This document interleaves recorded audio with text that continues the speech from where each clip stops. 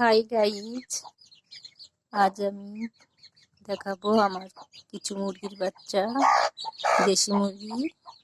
তো যেভাবে পারলে একটা মুরগির বাচ্চাও মারা যাবে না। প্রথমে মুরগির বাচ্চা ফোটার 3 দিনের মধ্যে লেবুর রস 1 ফোঁটা করে চোখে দিতে হবে। তারপরে বাচ্চার যখন 21 দিন হবে তখন যে কোনো অ্যান্টিবায়োটিক দিতে হবে। আমি তো ইউরোকট ওষুধটা ব্যবহার করি, 15 দিন পর পর ওদের খাইয়ে দিই। তো এভাবে আমার মুরগির বাচ্চা একটাও মারা যায় না। আপনারাও চাইলে এভাবে দেশি মুরগির বাচ্চা পালতে পারেন, অবশ্যই লাভবান হবেন।